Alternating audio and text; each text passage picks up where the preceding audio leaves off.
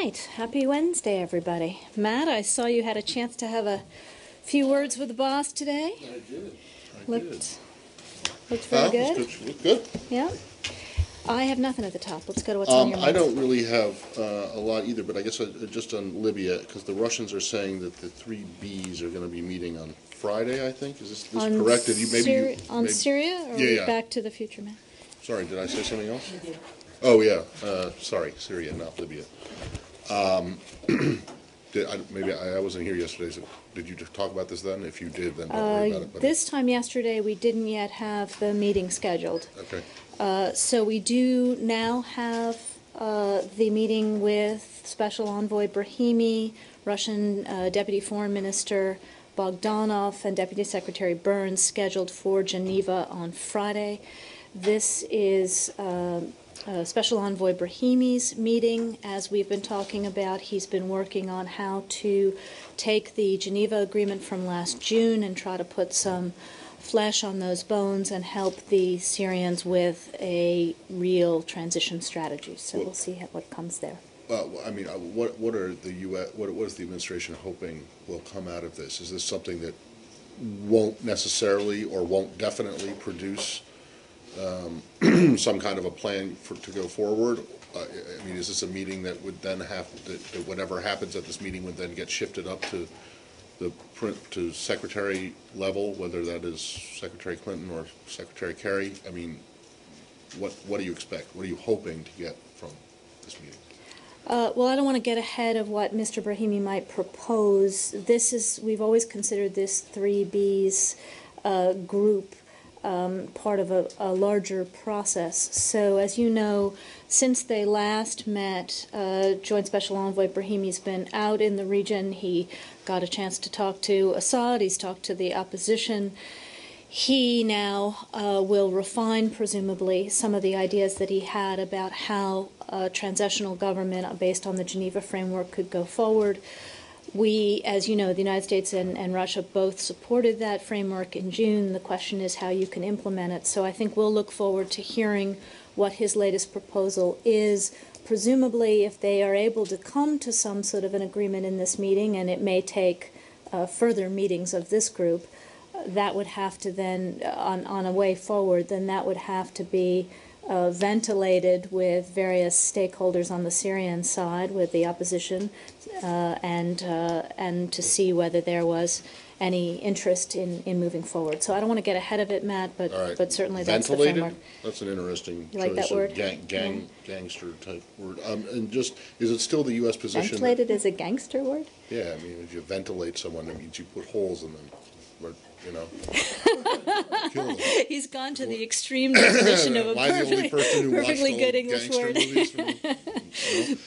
Then, is it the U.S. position still that that you need a Security Council with sanctions, or at least the threat of sanctions, to get whatever transition plan moving? Well, I think you're going back to the question of whether it would make sense to take the Geneva framework and ask the UN Security Council to formally bless it in a resolution.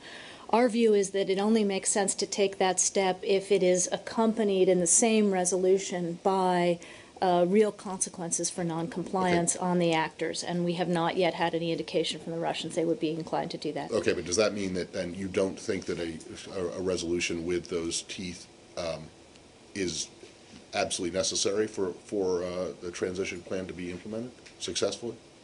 Well, again, you're talking about two different things. Should we take the 6-month-old Geneva framework and try to get it or whatever endorsed? Comes out of the 3Bs meeting or subsequent meetings, does whatever transition that is arrived at between in this meeting, presuming that it has support, a broader support, obviously, does it the U.S. view that needs to be enshrined in a Security Council resolution that has teeth? Not necessarily, but you're way ahead of where we are. I mean, the first step is, can we all agree how to take the document we've already got and actually begin to implement it, to actualize it? If we, the three, the UN, the US, and Russia, have an idea how this can go forward, then we have to obviously talk to the parties and see where we go. So we've got a number of steps before we would get to where you are.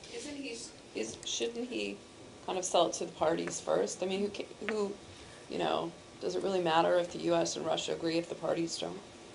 Well, the point here is that on the Syrian opposition side, the Syrian Opposition Coalition has already endorsed in its founding documents the basic Geneva framework. But from their perspective, the question is how you would implement it. It calls for transitional governing structures. Who would be in those structures? How would you actually come up with the group? Can you actually get the regime to be willing to move forward, to get out of the way, whatever it takes? So yes, the question is if you can move from the basic outline to some implementing steps, and those implementing steps are accepted by the opposition, that increases the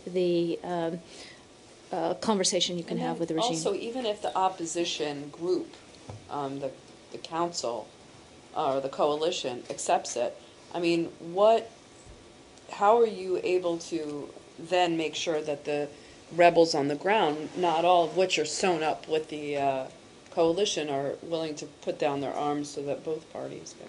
Well, again, you're about 7 steps ahead of where we are and speculating into hypotheticals. But obviously among the things that we have been encouraging among the Syrian Opposition Council group, coalition group, is that they continue to deepen and broaden their own contacts on the ground, which they have been working on. So, you know, step one, do we have our own ideas about how this can be implemented, supporting Joint Special Envoy Brahimi's ideas? Then is this something that the opposition in its various forms thinks is worth working on? So that, you know, will be how we have to go. Then the question will be, what are the steps in it that would be required? And since we're so far from that right now, let's not, you know, get ourselves ahead of it. The Syrian National Council today is saying that the Syrian National Coalition should go ahead and start setting up a transitional government in those areas that have been liberated from the regime. According to your what you just outlined, that would be too far ahead of anything yet. So what you have is that the SNC is calling on the SOC. It's complicated, yes. To start setting up a transitional government now, I suppose the idea is that you start having structures in place that can then be built on once a final agreement is reached. Well, our understanding is that in a number of these towns and localities where the regime is no longer managing the area, that local coordinating councils, local leaders are beginning to form local governing structures to administrate, to provide basic services, to keep civil order, this kind of thing. So this is obviously a bottom-up effort that could be built on and could be joined with a transitioning governing effort. So, but again, we just have to see how this goes forward. Do you see even a scintilla of evidence to suggest that Assad and his coterie are willing to give up power?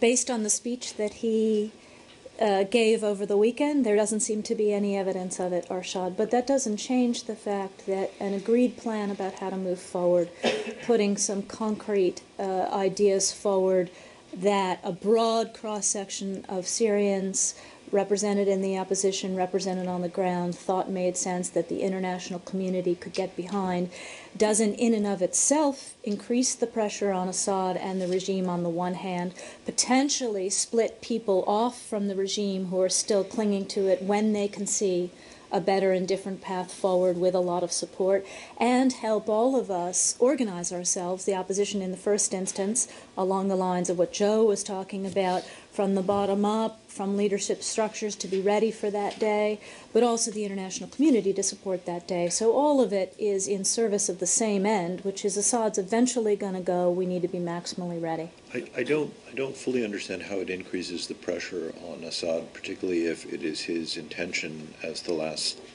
21 months or so would suggest, to fight it out. I mean, why does this add pressure to him when presumably he looks at this mostly as a military matter? Well, there are a number of ways conceivably. First of all, he has been taking comfort in the support that the Russian Federation has been providing. So if we are able to get the Russian Federation behind a concrete plan that moves past Assad, then obviously he will see that support strip away. That'll have both a psychological impact and it may have a material impact. And as I said, those who are still supporting him within the regime may begin to see that there is a better way forward for Syria, B, something that they can get behind individually, and C, that his days are numbered, so now is the time to jump. So all of this is part of the larger pressure strategy, in addition to whatever we can pull together. And have you perceived any movement on the Russian side to suggest that they can be peeled away from their support?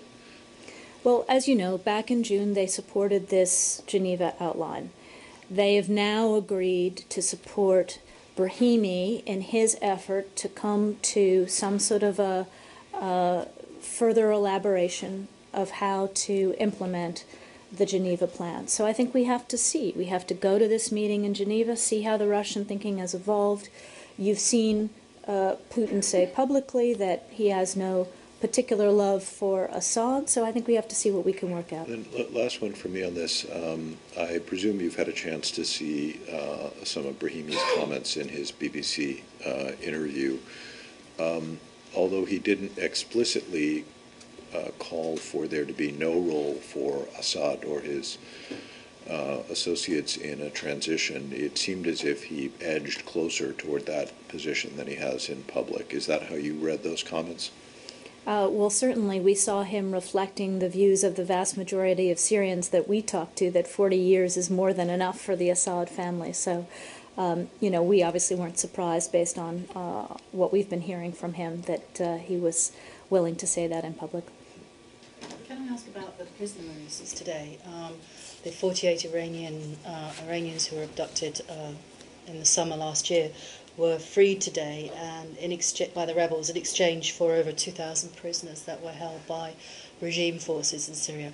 I wondered if you had any reaction to this news, and also those of the 2,000 who were released, I believe there were Syrians and other nationalities, and I just wondered if you had a breakdown and if you knew who the others were.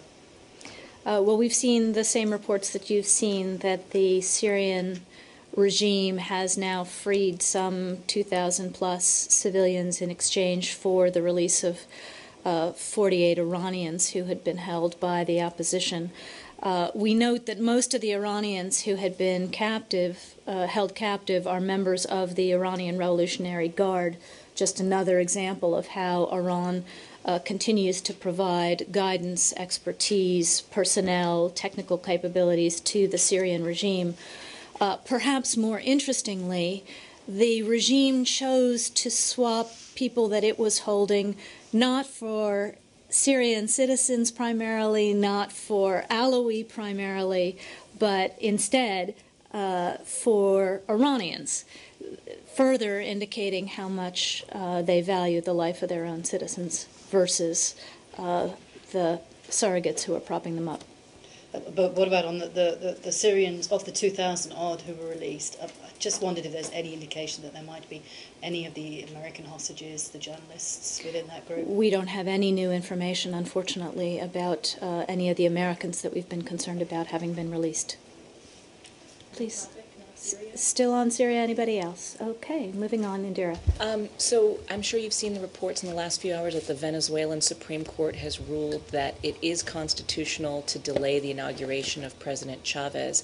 So I want to get your reaction to whether the U.S. is going to intervene or make any comment on this regard. The opposition has been saying all along that this is unconstitutional. So does the Supreme Court decision clarify that, or is there still a possibility that this is being done illegally against the Constitution? Well, we did see that report just before coming out to see all of you, Indira. I think our basic underlying principles for this are unchanged, that this is a decision that has to be made by Venezuelans, for Venezuelans, that it has to involve and take into account the views of a broad cross-section of stakeholders.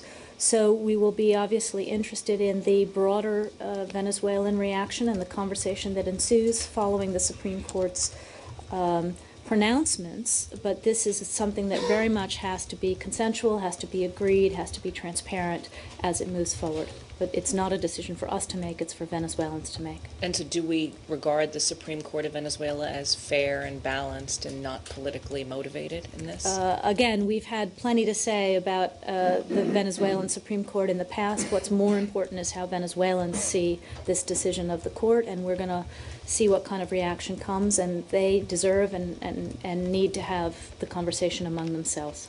Well, along those lines, are you looking towards a post-Chavez Venezuela and possible, improvement in ties should he no longer be on the scene? Well, you know that we have for some time made clear that we were willing and open to trying to improve our ties with Venezuela. We've put a number of ideas forward to the government. We've been in conversation about it. I think we said here earlier in the week, including directly at the level of Assistant Secretary Jacobson with Mr. Maduro way back in November. So regardless of what happens politically in Venezuela, if the Venezuelan government and if the Venezuelan people want to move forward with us, we think there is a path that's possible. It's just going to take two to tango. Well, does that mean you don't regard this as a question of personality? One personality. I mean, it's long been said that the U.S. policy towards Cuba will never change as long as there's someone named Castro in power. I mean, do you see an equivalent here? As long as Chavez is running the show, it's not possible to improve relations? We hadn't personalized it that way. We had been saying for some time that if the Venezuelans were willing to work with us, we were willing to consider what might be possible, but there have just been difficulties. So, again, from our perspective, it need not be personality-based, but it's going to take action on the Venezuelan side as well as our willingness in order to improve relations. Please, Cami. Ask you about Benghazi. Excuse me, the Secretary's testimony. There was a date floated out yesterday by Senator Corker. I think it was January 22nd, if I'm correct. Has that been confirmed? It is not yet. We are continuing to work with both the House and the Senate. As I said, we can't do it before that week, obviously, because they are out of session.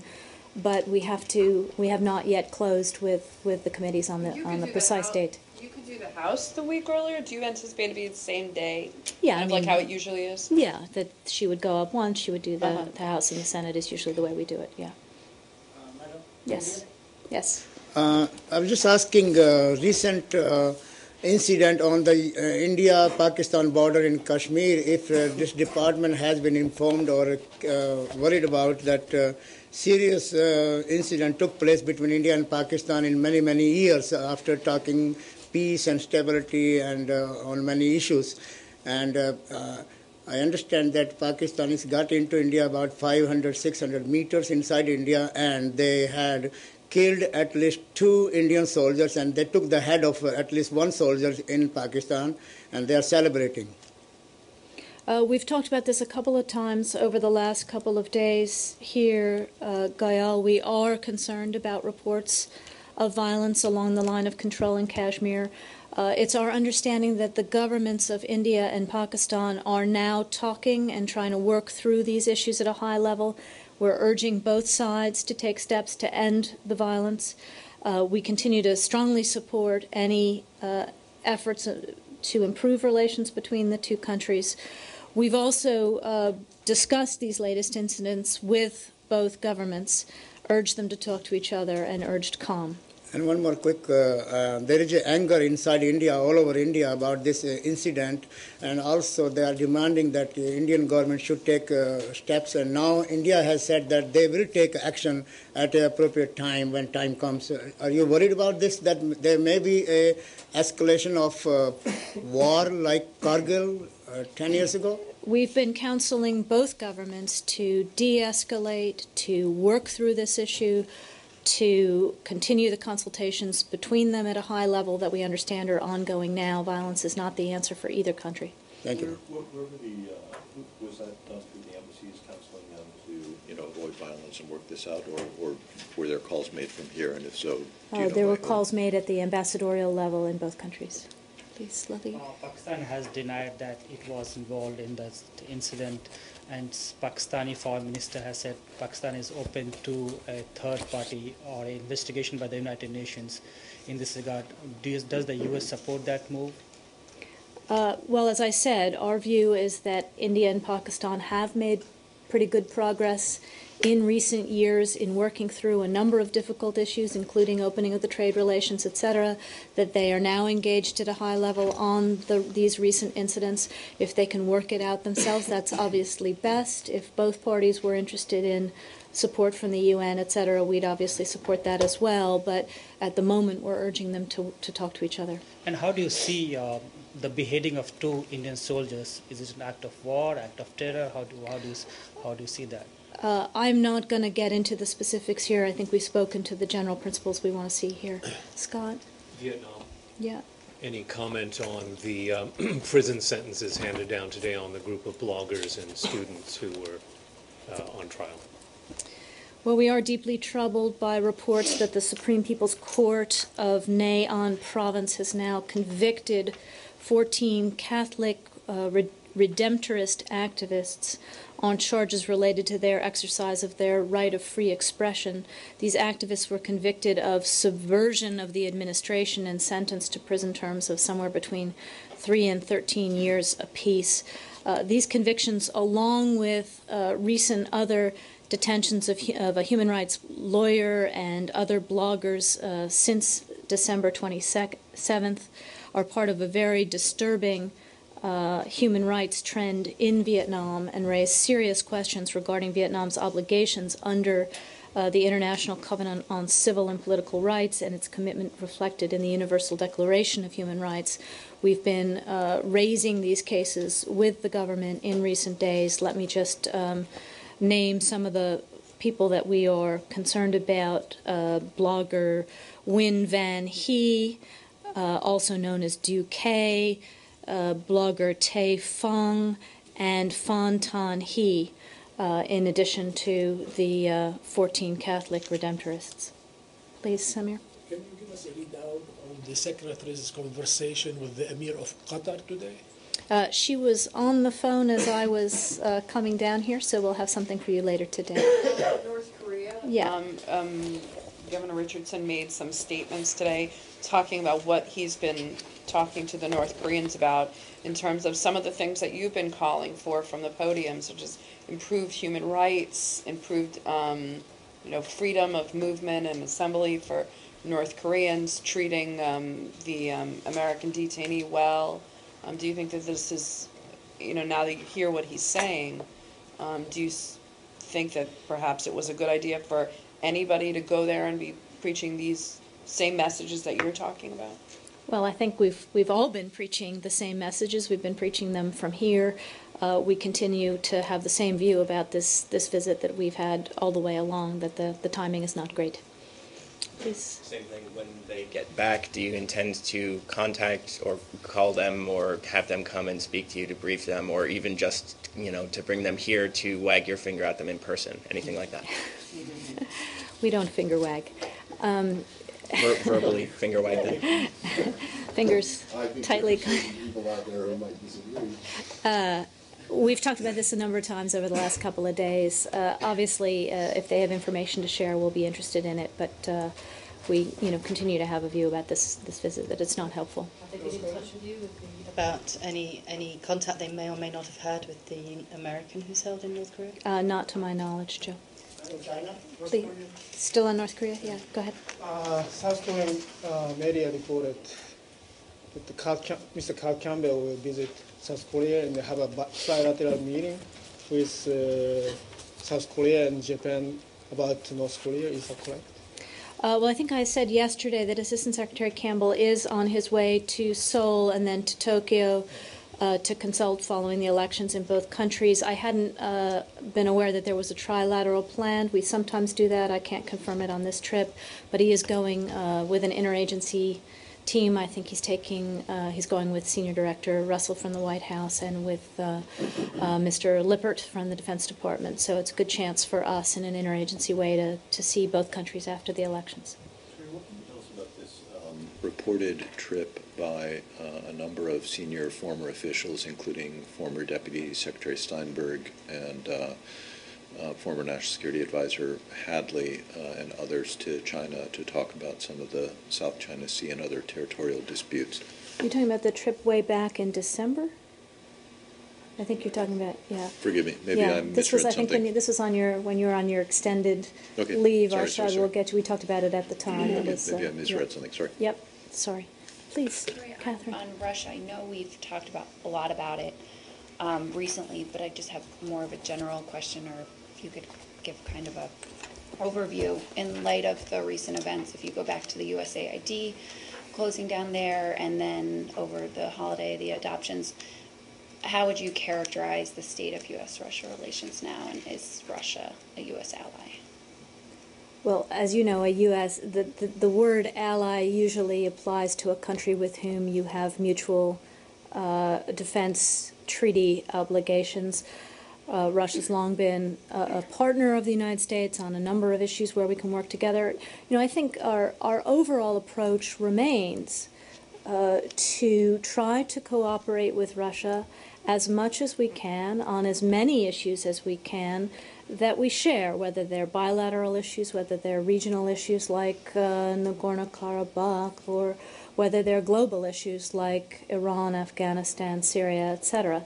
But we're also going to be very clear and very frank when we disagree, as we do with regard to human rights practices, quality of democracy in Russia, and as we have in the past on Syria and other things, as we have expressed our concerns about the decisions that they've made on AID and on adoptions, which frankly we think hurt Russians most of all. So we will continue to pursue a path of cooperation where we can, but being very frank when we disagree. Did you get an update on the numbers that you heard? Yeah, I think later in the briefing I finally found the number of children who may be in the process of being adopted by Americans. Is that what you were talking about? Yeah, but if you gave it yesterday. then Yeah, that's it's fine. between, we think it's between 500 and 1,000. Kids? Yes. Okay. Sorry, something- 500 to 1,000 American families at various stages of trying to adopt Russian children. As opposed to the 46 that are like, we're close to being. There were some press reports of 46 early on.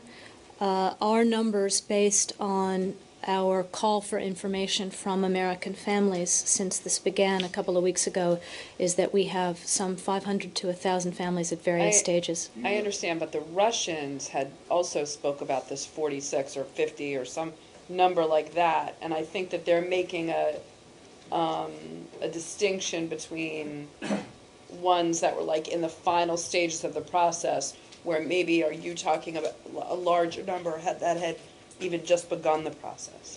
I can't speak to where that 46 number came from or how the Russians calculate. The last stage in this process is for the Russians to issue a passport so that the child can travel. So it's possible that that number reflects that very last thing. When this began to become an issue, we opened, as I mentioned yesterday, a website for Americans to notify us if they were in the process of trying to adopt children, and our numbers are based on the information we've received that way. More specific, 500 to 1,000 is not. Well, the issue here goes to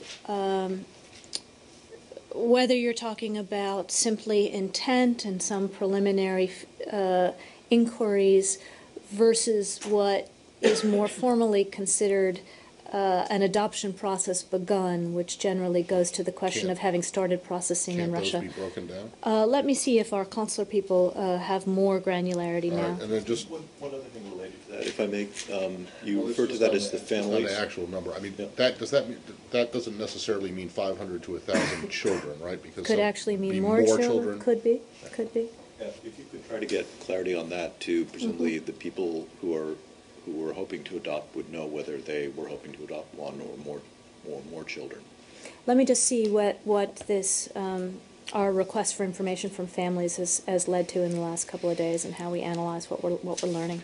Please, in the back, can you tell me who you are? Rachel Oswald, Global Security Newswire.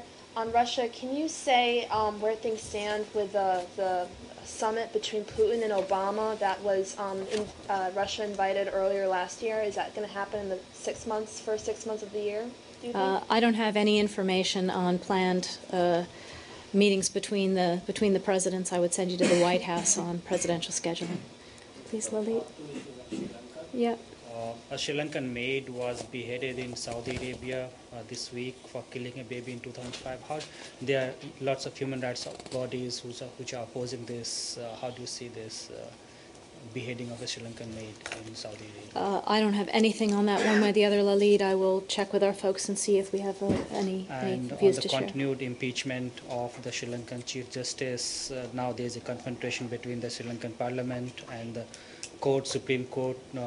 One of the courts have said the decision taken by the Sri Lankan Parliament is not valid. How do you see this ongoing confrontation between the various wings of the government? Well, I understand the Parliament is just back from recess, and we are, as we said before, we had serious concerns about the actions that were taken to impeach the Chief Justice and the timing of the impeachment, and that it raised serious questions about the process and government pressure on the judiciary. With regard to what's been happening today with the Parliament back in session, let me see if we have any further comment for you, Lalit. Scott? Do you have any comment on Cuba? The UN working group on arbitrary detention has called on Cuban authorities to release Mr. Gross. Well, we've seen this report of the UN Working Group on Arbitrary Detention, which has found that Cuba's imprisonment of Alan Gross is arbitrary and concluded that the government of Cuba should release him immediately. We obviously applaud this conclusion, which corresponds with our own, and call on the government of Cuba to release him immediately, allow him to return to his family, and bring an end to the injustice that began more than 3 years ago. We have used and continue to use every diplomatic opportunity and every channel to press for his release, both publicly and privately. He's a 63-year-old husband and father, a dedicated professional with a long history of providing assistance and support to underserved communities in 50 countries, and they should release him. You still don't have any comment on the lawsuit that his wife has brought against the U.S. government? I obviously can't comment on an ongoing judicial procedure. Sticking with Americans in distress, did you talk about Levinson yesterday at all? I did not. Do you have anything to say about these new, or at least newly publicized photographs and the suggestions by some, including the family, that not only does Iran know where he is, but he is being held at Iran's behest? I had some. Well, first of all, our sympathies go out to members of the Levinson family who've now entered their 6th year without their husband or father, grandfather. We are committed to his safe return and will continue to use every available resource until he is home and reunited with his family. We've been working closely, as you know, with the FBI on this case since he went missing in Iran in March 2007.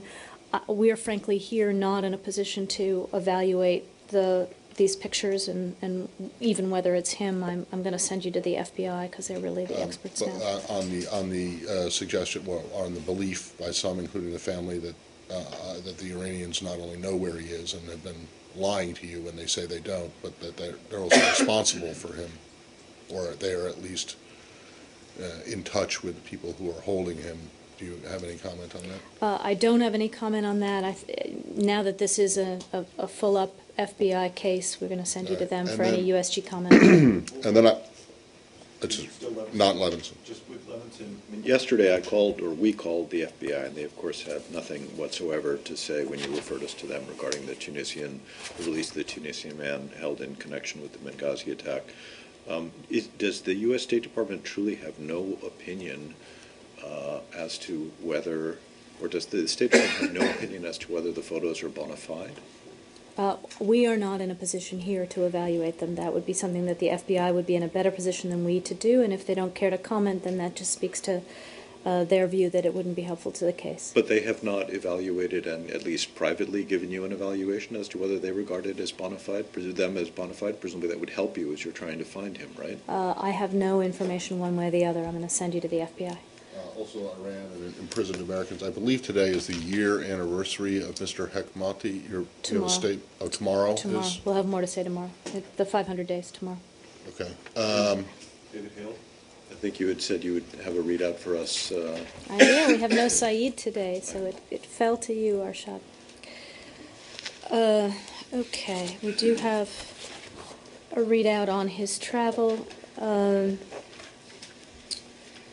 So he started his consultations on Tuesday, January 8th, in Jerusalem, where he saw senior Israeli officials, including Israeli negotiator Itzhak Molho and Ministry of Foreign Affairs Director General Rafi Barak. He also met with the Norwegian special envoy, who happened to be there at the same time, Hansen Bauer. Today, he is visiting Cairo as part of our ongoing consultations with senior Egyptian officials on advancing Middle East peace and security. In Cairo, he met with a broad cross-section of Egyptian officials, including Issam El-Haddad, who's assistant to the president on foreign relations, the Egyptian General Intelligence Service Director, Mohammed Rafat Shahada, with Assistant Foreign Minister for Israeli-Palestinian Affairs, Mr. Zahran, and with Gamal Atta, who also works on Israeli-Palestinian Affairs, and with Arab League Secretary General El-Arabi. He also, I'm sorry, I got this sort of upside down in terms of time and space. So he started in Jerusalem on the 8th. He met with the Israelis. He then went to Amman on the 8th, where he met with Jordanian Foreign Minister Judah and with President Abbas. And then he went on to Cairo, where he is today, for the Cairo meetings. With President Abbas, Special Envoy Hale discussed, obviously, a broad range of regional and bilateral issues, including measures necessary to create a positive atmosphere conducive to future negotiations. They were also joined by Consul General Michael Ratney, as well as Palestinian negotiator Saeb Erekat and the presidency spokesman Abu Rudaina. On the Mideast, was anyone able to find out my question from my offline question yesterday about that Federal Register notice? Yeah? We'll get something Okay. for you afterwards. All right, and I got one more that also may have come up yesterday. Apologies if it did. You can ignore it if it did. And that is, I think it was yesterday at the UN Security Council, there was some talk and discussion about using drones in Congo, and the fact that the UN mission there wants them. Does the U.S. have a position on this, or are you willing to, lend them some? If they We so do. wish? First of all, let me just say that at the end of his trip, David Hale he's going to end up back in Amman, where he's going to see quartet and envoys. I bungled that in time.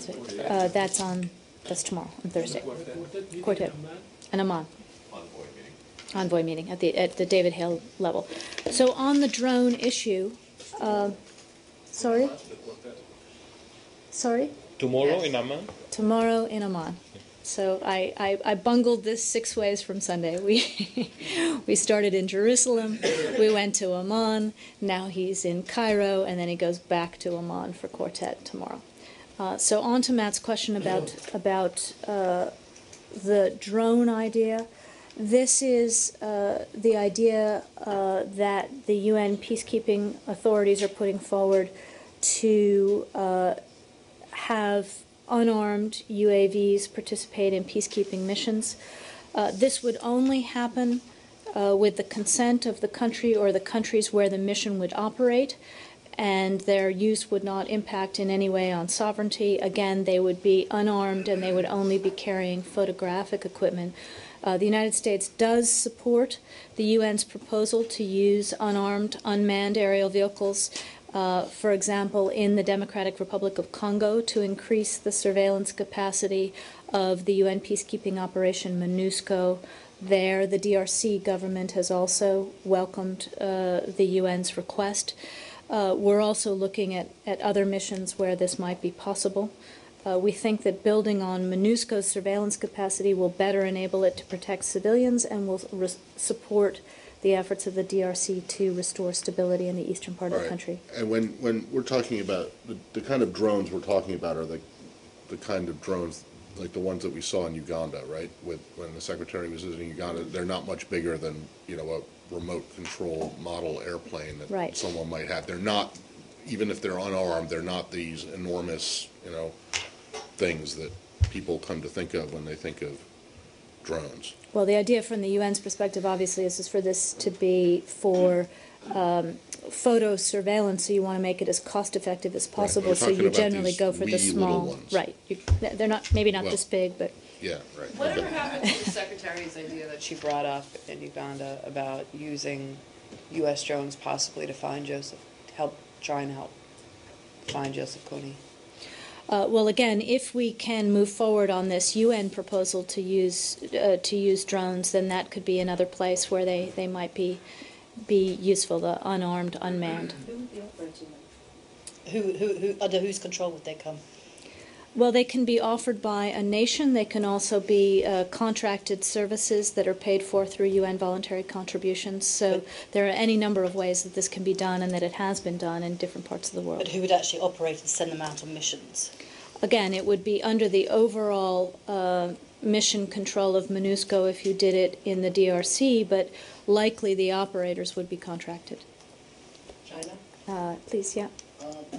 Ongoing demonstrations in China for religious freedom and also freedom of the press ongoing. Any comments on that? We've lately? talked about this for the last couple of days, Goyal. I would just refer you to what we've said over the last couple of days. Lalit? Sorry? Those demonstrations for freedom of press have ended now. My question was on India and Pakistan. Can we go back to Yeah. that? Is Secretary Clinton aware about the developments in the region, and Is she? I'm sorry. Is she aware of the tension between India and Pakistan on this issue? No, of course, yes. And has she spoken to her, like Assistant Secretary Blake or U.S. ambassadors to New Delhi and Islamabad on this issue? Obviously, she talked to our South Asia people about it yesterday and today. But as I said, she's instructed our ambassadors to work with both governments, which they are doing. Please, Nicola. Can we go back to Africa, Central African Republic? You may. What is your view on the ongoing talks between the rebellion and the government in Libreville? And do you have any plan to reopen your embassy in Bangui? We have not made any decisions with regard to the reopening of the embassy. We will continue to evaluate the security situation going forward. My understanding is these talks have just begun in Libreville. We talked a little bit about the goals that we had for them going forward. First and foremost, a commitment on both sides to a cessation of hostilities, full participation. That means the government, the rebel alliance, the political opposition, civil society, with the goal of a comprehensive political resolution consistent with the Central African Republic's constitution, leading to a full implementation of the 2008 agreements and a commitment by all parties to protect the safety and security of the civilian population. So as they've just started, I don't really have any sort of sense yet how they're moving forward, but we'll give you more as we evaluate the progress. The rebels have actually called for the President Francois Bozizé to be prosecuted by the ICC for war crimes. Would that be something that the United States would support, or at this stage is it a little bit too extreme? There have been lots of contradictory statements by various different rebel factions, including some that withdrew those claims. What we want to see is everybody at the table in Libreville working through these things. Okay. So you're not taking a position?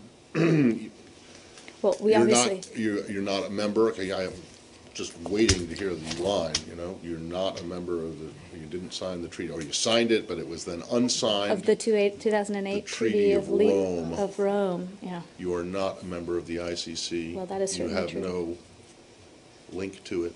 Well, we certainly don't, and we certainly have supported the constitutional position of the president. Please. Yep. Rebels, there has been influx of refugee camp, Kachin villagers in these refugee camps. The war is still, the civil war is still going on between the Kachin rebels, the Burmese army. How do you see this? Well, we talked a couple of times earlier, whether it was this week or last week, about our efforts to try to encourage both the government and the rebels to end the violence, to commit to a process of compromise discussion, as has been done in other parts of Burma. That is still what we are working on, obviously. Anything else? No? Sorry, poor guy in the back. Go ahead. All right, I just wanted to follow up on the little discussion there about the drones in Africa and see if you could give a little bit more detail.